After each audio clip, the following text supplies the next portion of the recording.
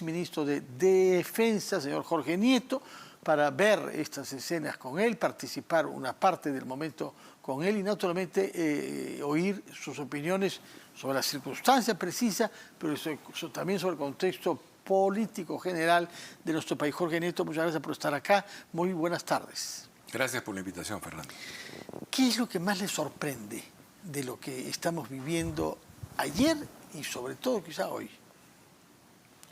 Entre lo de ayer y hoy yo veo si hay un cambio, una fuerza del orden con mayor capacidad disuasiva contra manifestaciones, cosa que no ocurrió en las jornadas de diciembre o en los primeros días de enero, en donde rápidamente hubieron 22 y 7, 8, 10, 11 muertos. Bueno, hoy día ha muerto un paisano mío en Arequipa tratando de tomar el aeropuerto, pero en las manifestaciones de Lima, salvo estas escaramuzas y disputas que hay, no tenemos muertos que lamentar, felizmente, y se ve una mayor organización, digamos, de la policía en el sentido del uso de sus elementos disuasivos, lo cual nos lleva a preguntarnos qué fue lo que pasó antes, por qué eso no ocurrió. Una cosa que me sorprende, una cosa que constato es que es una obviedad, Fernando, pero están protestando en Lima.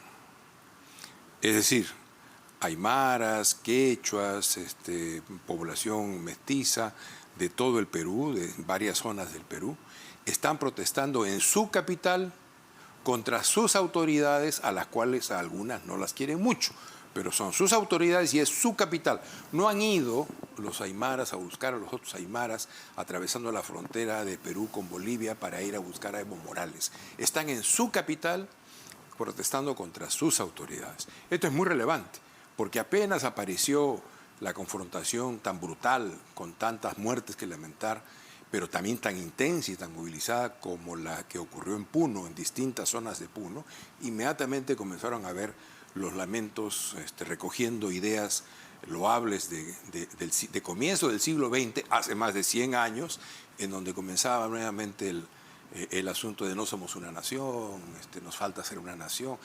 Hace rato que el Perú es una sociedad nacional y tiene una entidad nacional. Y esto es muy importante, porque estos últimos 100 años no son cualquier 100 años. Hemos visto varias cosas relevantes en la historia social de Perú. Una de ellas, el despliegue del mercado, que no es poca cosa, es un fenómeno muy importante y que, como en la Biblia, integra, hace que uno abandone la espada y tome el arado. El mercado ha producido un proceso de integración que incluso los propios partidarios del mercado no lo ven. Para decirlo de un modo metafórico, ¿qué crees que le dirían los líderes empresariales de los mercados Unicachi a Evo Morales cuando los invite a formar una entidad plurinacional en Bolivia? Se van a reír de él, porque ellos están conquistando a través del mercado el Perú. Se están riendo ya de él, parece en Bolivia misma. Anda a juzgar por las informaciones sobre la tensión creciente con el presidente Arce, ¿no? Si algún problema de secesión hay en esta parte de la región, está en Santa Cruz, en Bolivia. Sí. Aquí no. Sí. Y eso hay que tenerlo muy claro. La utopía secesionista pudo ser en 1920, 1930, cuando la demografía aymara coincidía muy fuertemente con la geografía puneña. Pero hoy día hay más aymaras y más puneños fuera de Puno que en Puno. Que en el país aymara puneño. Por tanto, esas histerias con Evo Morales a mí, la verdad es que me dan un poco hasta de vergüenza de mi clase política. Bueno, no tenemos nada que temer. Sí. Vamos a regresar. Ha sostenido 2 o 3 tesis de fondo, uno sobre los recursos disuasivos de la policía mejor utilizados hoy. Quisiera detenernos sobre este punto, que no de explicaciones, pero también su tesis de fondo sobre la mayor integridad nacional de nuestro país, que es lo que algunos parecían temer al principio de esta crisis. Permítame, sin embargo, ir con nuestra compañera Senia Martínez por esa información. Bueno, Jorge Nieto, regresemos a la tesis primera que usted afirmó, que la policía da muestras de mejor uso de sus recursos disuasivos. Sin embargo, al mismo tiempo ha intervenido junto a 50 fiscales. Es lo que el jefe de la región policial de Lima nos hizo saber, general Sanabria, que 11.000 efectivos policiales intervendrían junto a 50 fiscales. Es una cantidad, creo, sin precedentes, ¿no? Y además indica un poco la dirección en la que están yendo, ¿no es cierto? Si hay actos de violencia, tienen que ser rechazados. Yo creo que tenemos que construir el diálogo con todos los que están en este momento en la situación de conflicto, salvo con aquellos que se ponen fuera de ese margen de diálogo y de esa mesa de diálogo, que son los violentos. Entonces, para actuar, digamos, sobre hechos claros de violencia flagrante, pues tiene que haber operando el Estado de Derecho, la Fiscalía, el Poder Judicial, para someter a todos a la ley, no para matarlos, a la ley. Y con los manifestantes que tienen causas, razones, que no producen hechos de violencia, lo que hay que hacer es intentar seriamente un proceso de diálogo que hasta ahora yo veo que no se intenta. ¿Cuánto tiempo llevamos en esto, Fernando? Más de un mes. 45 días, más o menos. 45, 46, 44. Y hasta ahora no ha habido una sola finta de diálogo. Finta, ya no digo diálogo, finta. Quiere decir que no hay mucha voluntad por producir o por propiciar ese diálogo.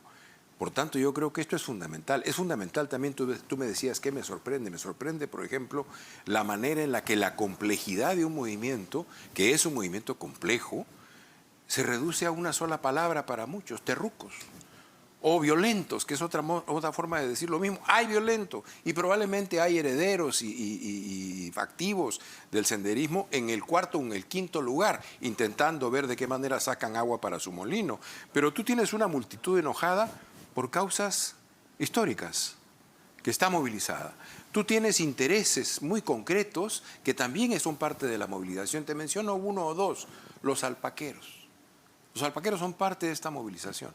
Ellos llegaron a un acuerdo con el señor Castillo, acordaron construir un instituto para los camélidos andinos que les permitiera soñar en algún momento con producir exportación y también participar de las ganancias de las delicadas fibras o de las poderosas fibras o de las singulares fibras de los camélidos andinos, sobre la cual se han construido fortunas. Ellos quieren ser parte también de ese progreso y prosperidad. No puede haber un plan para ellos. Para los primeros, para esa multitud enojada por causas históricas, no puede el gobierno, que no se le ocurre nada más que regañar a la multitud, no puede construir, yo he dicho, una especie de plan Marshall para la sierra, en particular para la sierra surandina, pero hablo de un gran esfuerzo de inversión en donde el Estado e incluso la convocatoria a los privados nos permitan entrar en serio a producir ese gran esfuerzo de inversión que enfrente temas tan elementales como la energía, para la cual hoy día tenemos soluciones,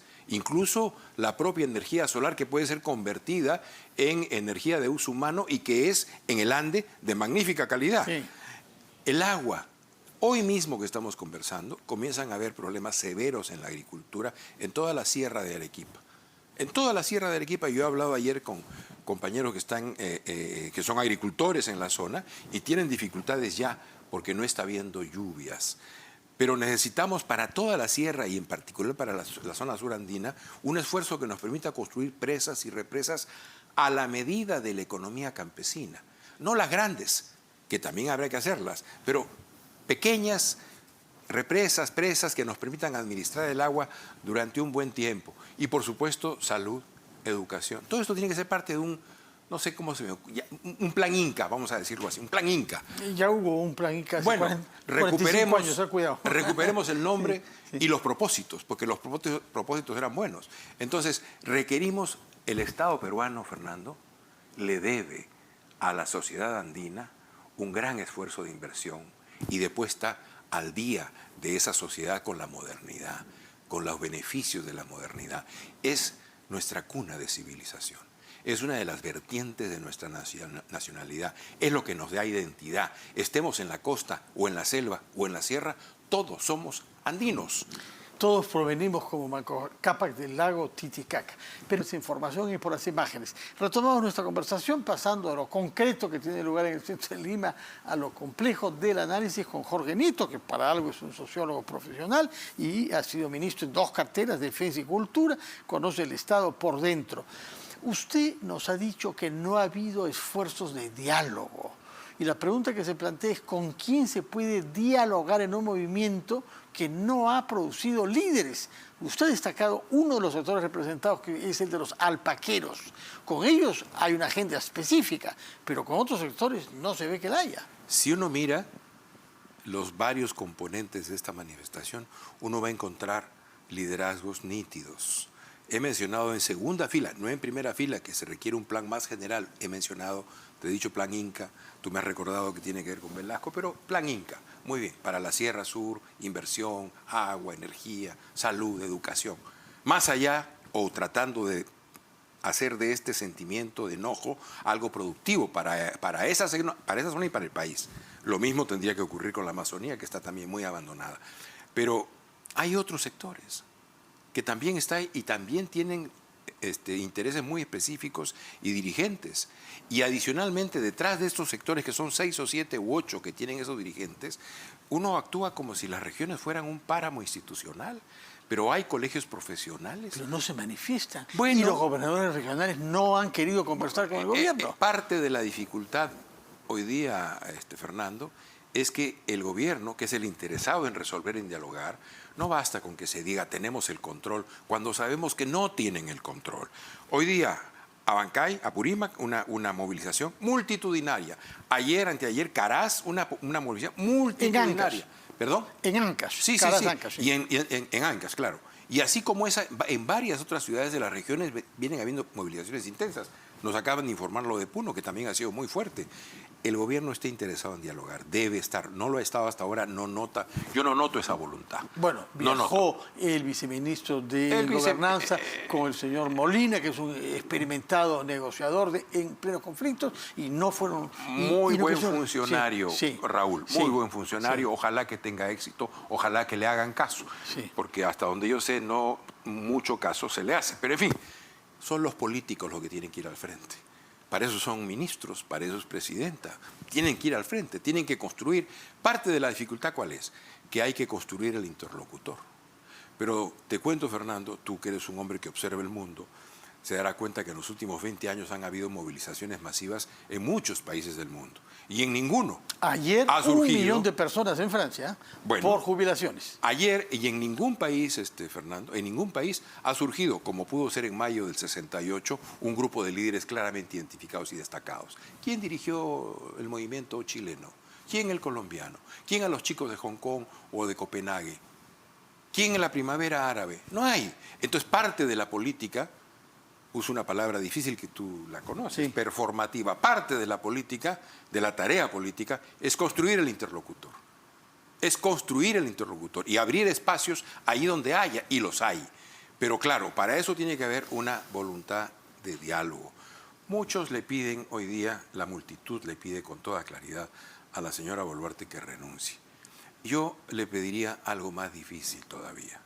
Dialogue, busque construir interlocución, haga política.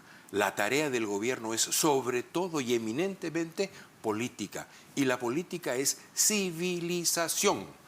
Por tanto, construyamos ese proceso de diálogo. Si no, nos vamos a pasar en este juego de confrontación pues varios meses más. Y no nos mintamos. Abandonemos el orgullo, abandonemos la soberbia y miremos la realidad tal cual es. Una sociedad mayoritariamente movilizada en el sur y en otras regiones de la sierra peruana, que tiene que encontrar un cauce para sus demandas, para sus enojos y para sus propuestas. Si no hacemos eso, no estamos haciendo la tarea de gobernar. Y creo que eso es lo que hay que hacer. Ahora, si usted estuviera a cargo, ¿por dónde buscaría esos puentes de diálogo?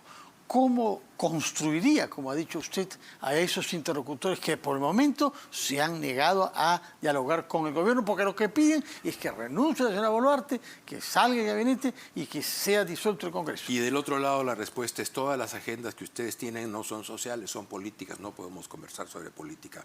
¿No son ciudadanos los señores y señoras que protestan en el sur?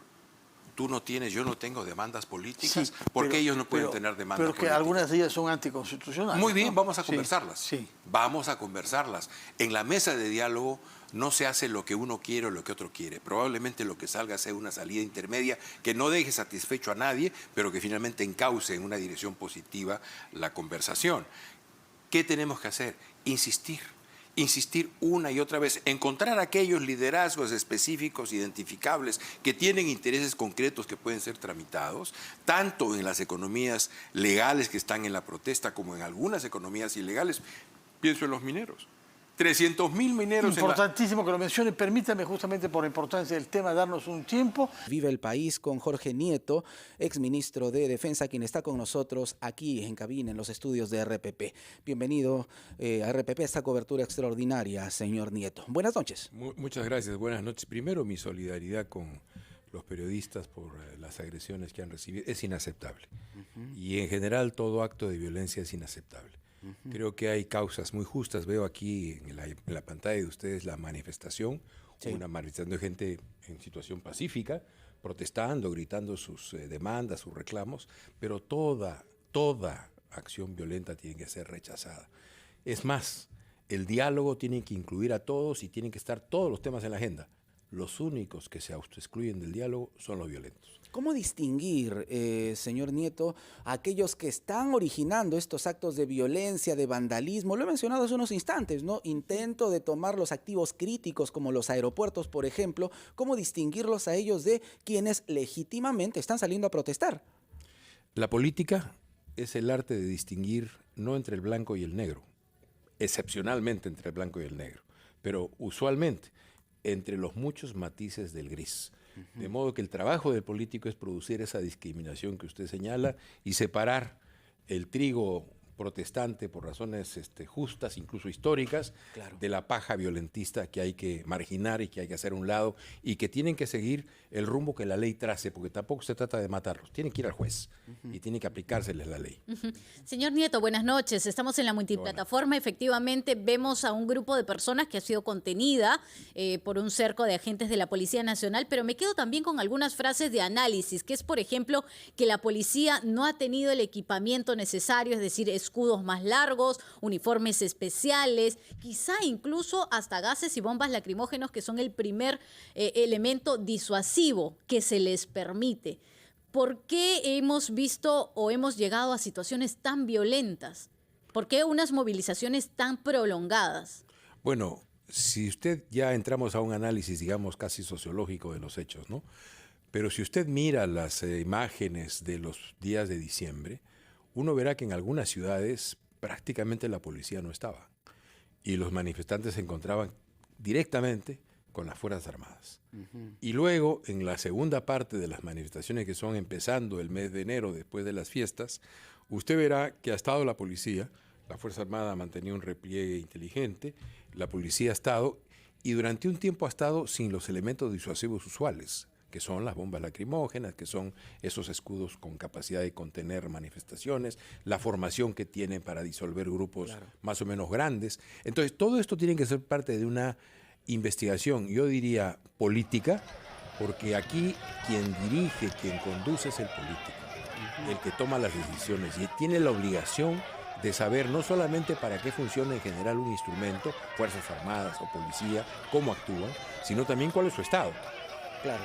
De modo que hay un plan realmente conjunto, entonces hay un trabajo disuasivo, que es básicamente pacífico, disuasivo, ¿no? Y luego hay una línea final que tiene otro tipo de acción. Porque lo que se ha visto, por ejemplo, en regiones es muy distinto al trabajo que ha realizado la policía en Lima. En Lima hemos visto a un efectivo policial que ha sabido contener la manifestación, por ejemplo, en la jornada de ayer, sin responder a la provocación. Manifestantes han estado enfrentándose con la policía, arrojándole piedras, bloques de concreto, en una escena que no veíamos hace muchos años. Bueno, es evidente que ha habido un comportamiento distinto y eso nos debe obligar con mayor razón a investigar qué pasó antes. Porque antes, ¿qué cosa hay? Medio centenar de muertos. Y eso no puede ser pasado por agua tibia. Ninguna democracia debe acostumbrarse a erigir su trabajo sobre medio centenar de ciudadanos muertos sin que haya responsabilidad política alguna. No hablo de investigaciones fiscales, judiciales, que determinarán tal. No, hablo de la política. Yo estaba hablando en otro espacio de ustedes con Fernando Carballo y le señalaba una serie de iniciativas que el gobierno podría tomar para desglosar esa situación y abrir y construir sujetos de diálogo. ¿Cuáles podrían ser? ¿Cuáles podrían ser? Sí. Mire, tiene que comprenderse toda la complejidad del fenómeno. Hay una multitud, la vemos aquí, mire sus sombreros, mire sus vestidos, que protesta por razones históricas. En las zonas de las cuales vienen, la zona andina, las zonas altas del país, no hay agua, no hay desagüe, no hay electricidad. ¿Cómo no vamos a atender eso? El gobierno tendría, el Perú, no solamente el gobierno, el Estado peruano le debe a la sierra peruana y particularmente a la sierra surandina un gran esfuerzo de inversión pública y privada. Yo he dicho una suerte de plan Marshall que se aplicó en Europa después de la Segunda Guerra Mundial para reconstruir Europa, un plan Inca. Ya sé que la palabra tiene otras remembranzas, pero un plan Inca que suponga que invertimos muy fuertemente para resolver temas elementales como el agua, como la energía, como la educación, como la salud. Este es un aspecto. Luego viene otro grupo, otro conjunto de grupos que son parte de la manifestación. He mencionado varias veces ya el tema de los alpaqueros, que son grupos de interés que tienen una actividad económica y que lograron acuerdos con el gobierno de Castillo para formar un instituto de los camélidos andinos, que vea posibilidad de exportación, fibras, investigación, trabajo, digamos, para racionalizar e impulsar esa rama productiva, que además en manos privadas ha tenido mucho éxito. Y los campesinos de la zona altoandina dicen, bueno, yo también quiero tener ese éxito. Sí. Luego tiene usted varios intereses más como esos. Le voy a pedir que acá y conversamos con el señor Jorge Nieto Montesinos porque quedaba pendiente escuchar, por ejemplo, parte de las propuestas. Hablábamos de plan Inca, de los alpaqueros, de un plan para ellos, pero ellos tienen una representación como gremio. Los grupos que participan en las manifestaciones tienen directivas y representaciones perfectamente definidas. Hay que ir a buscarlas. Y muchas veces hay que ir a insistir. Y yo estoy seguro que van a tener una respuesta positiva. Mientras yo hablaba en el programa anterior con Fernando, aquí en el aparatito, después de escucharme lanzar propuestas para resolver la situación, me llegaron notas a través del WhatsApp de 3 importantes líderes agrarios de Arequipa, de Cusco y de Puno. ¿Y qué me dicen? Me dicen, oiga, y también necesitamos un plan para las comunidades productivas en el Ande que repliquen la experiencia de los Yachachi. Y también requerimos un plan nacional para la ganadería. Y uno de los líderes agrarios de Puno dice, no vemos posibilidad de dialogar si es que no renuncia el primer ministro. Pero mire usted, este líder hace 4 días me decía, como Boluarte nada. Lo que quiero decir es, si uno busca, si uno explica, si uno hace su trabajo político, y la tarea del gobierno es eminentemente política, va a encontrar y va a destrozar. Si quiere,